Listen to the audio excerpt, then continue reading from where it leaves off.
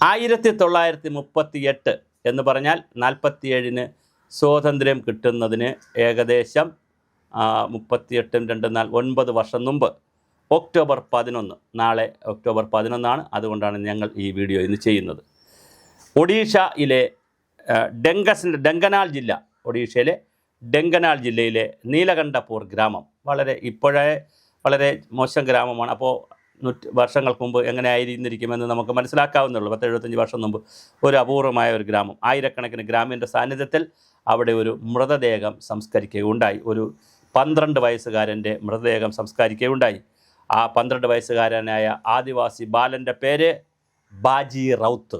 പേരൊന്നുകൂടി പഠിച്ചു വെക്കുക, കുട്ടികൾ പഠിച്ചു വെക്കുക. 12 വയസ്സെന്ന് പറയുമ്പോൾ ശരിക്കും നമ്മുടെ കുട്ടികൾ 5ാം ക്ലാസ്സിലോ 4ാം ക്ലാസ്സിലോ പഠിക്കുന്ന, 4ലോ 5ലോ പഠിക്കുന്ന, അല്ലെങ്കിൽ 6ലോ പഠിക്കുന്ന കുഞ്ഞു പ്രായത്തിൽ പോപ്കോണുമൊക്കെ തിന്ന് നടക്കുന്ന പ്രായത്തിൽ 12ാമത്തെ വയസ്സിൽ ബാജി റൗത്ത് എന്ന് പറയുന്ന ആ യുവ ആവുക, അല്ലെങ്കിൽ ആ കുഞ്ഞ് അവിടെ ആ കുഞ്ഞിൻ്റെ ചിത കത്തി എരിഞ്ഞ് അമർന്നുകൊണ്ടിരുന്നപ്പോൾ വളരെ സ്വാഭാവികമായി നടന്ന ഒരു അനുശോചന യോഗമുണ്ട്. ഒരു ഗ്രാമമാണ്, അടക്കം കഴിഞ്ഞ് ഒരു യോഗം നടക്കുന്നു. ആ യോഗത്തിൽ ഒഡീഷയിലെ വിപ്ലവ കവി എന്നറിയപ്പെടുന്ന, പിന്നീട് ജ്ഞാനപീഠമൊക്കെ കിട്ടിയ സച്ചിദാനന്ദൻ എന്നറിയപ്പെടുന്ന റൗഡറെ ഇങ്ങനെ പാടി.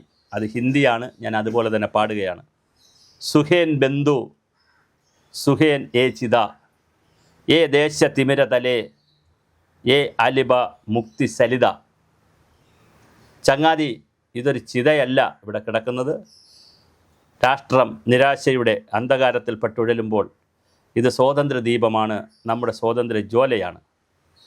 ഇനിയാണ് രസകരമായ കാര്യം. ആരാണ് ഈ ബാജി റൗത്ത്? ഇന്ത്യൻ സ്വാതന്ത്ര്യ സമരത്തിലെ ഏറ്റവും പ്രായം കുറഞ്ഞ രക്തസാക്ഷി. നമ്മൾ രക്തസാക്ഷികളെ പഠിക്കുമ്പോൾ ഭഗത് സിംഗുമായിട്ട് ചേർന്നിട്ടുള്ളവരെ പഠിക്കാറുണ്ട്.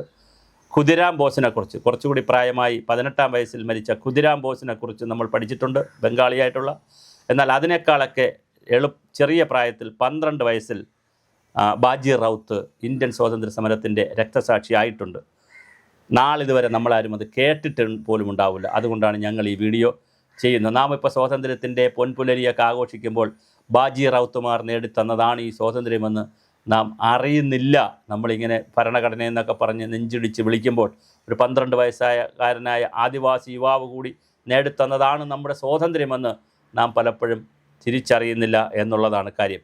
12ാമത്തെ വയസ്സിൽ ഒരു കുട്ടിക്ക് സ്വാതന്ത്ര്യ സമരത്തിൽ പങ്കെടുക്കാൻ കഴിയുമോ? വല്ലാത്തൊരു ചോദ്യമാണ്. അതിനൊരു ഉത്തരമുണ്ട്.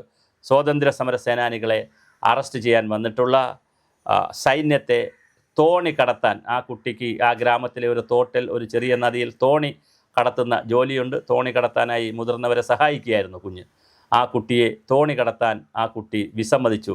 പട്ടാളക്കാർ വന്നത്, ബ്രിട്ടീഷ് സൈന്യം വന്നത് സ്വാതന്ത്ര്യ സമര സേനാനികളെ പിടിക്കുവാനാണെന്ന് മനസ്സിലാക്കിയ കുഞ്ഞ് അത് തടഞ്ഞു.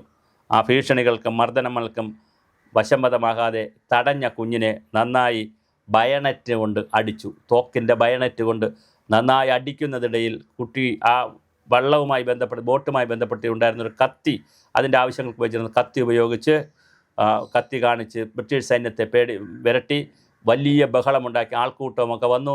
അങ്ങനെ സ്വാതന്ത്ര്യ സമര സേനാനികൾ എന്തായാലും രക്ഷപ്പെട്ടു ഈ ബഹളത്തിനിടയിൽ. ഇത് മനസ്സിലാക്കിയ ബ്രിട്ടീഷ് സൈന്യം 1925 ജനിച്ച ബാജി റൗത്തിൻ്റെ 100ാം ജന്മവാർഷികമാണ് ഇപ്പോൾ നടക്കുന്നത്. 1925 ബാജി റൗത്ത് ജനിച്ചത്. അത് സംഭവിച്ചത് 12ാമത്തെ വയസ്സിലാണ്. ഇപ്പോൾ അതിൻ്റെ 100ാം വാർഷികമാണ് നടക്കുന്നത്. ശരിക്കും പറഞ്ഞാൽ ബാജി റൗത്തിൻ്റെ രക്തസാക്ഷിത്വത്തെ ഇതുവരെ ആരും അടയാളപ്പെടുത്തുന്നില്ല. നമ്മൾ ബാജി റൗത്തുമാരെ തിരിച്ചറിയുന്നില്ല, ഖുദിരാം ബോസുമാരെയും തിരിച്ചറിയുന്നില്ല. ആകപ്പാടെ ബാജി റൗത്തിന് വേണ്ടി ഇന്ത്യ സർക്കാരാകട്ടെ ഒഡീഷ ഗവൺമെൻറ് ആകട്ടെ ചെയ്തിരിക്കുന്നത് അവിടുത്തെ ഒരു ഹോസ്റ്റലിന്, ആദിവാസി വിദ്യാർത്ഥികൾക്കുള്ള ഹോസ്റ്റലിന് ബാജി റൗത്ത് ഛാത്രാവാസ് എന്നൊരു പേരിട്ടിട്ടുണ്ട് എന്നുള്ളതല്ലാതെ ഒരു കാരണവശാലും ബാജി റൗത്തിൻ്റെ പേരിൽ മറ്റൊന്നും ഇന്ത്യയിലില്ല എന്ന് പറയുമ്പോൾ, ശരിക്കു പറഞ്ഞാൽ നമ്മുടെ രാഷ്ട്ര പിതാക്കന്മാരെക്കുറിച്ച് നമ്മൾ പഠിക്കുമ്പോൾ, വലിയ ആളുകളെക്കുറിച്ച് പഠിക്കുമ്പോൾ തീർച്ചയായും 12 വയസ്സായ ആദിവാസി യുവാവ് കൂടി നേടിത്തന്നതാണ് ഇന്ത്യൻ സ്വാതന്ത്ര്യം എന്ന് മനസ്സിലാക്കുമ്പോൾ, എന്തുകൊണ്ട് ദാദാസാഹേബ് ഫാൽക്കെ അവാർഡൊക്കെ പ്രഖ്യാപിക്കുന്നത് പോലെ ബാജി റൗത്തുമാരുടെ പേരിൽ എന്തുകൊണ്ട് അവാർഡുകൾ ഉണ്ടാവുന്നില്ല? അവരുടെ സ്മരണ നിലനിർത്താൻ എന്തുകൊണ്ട് സ്റ്റാമ്പ് ഉണ്ടാകുന്നില്ല, നാണയങ്ങൾ ഉണ്ടാകുന്നില്ല? അവരുടെ പേരിൽ ഒരു പാഠപുസ്തകത്തിൽ പോലും ഈ ആദിവാസി യുവാവിനെ നമ്മളാരും പഠിച്ചിട്ടുമില്ല.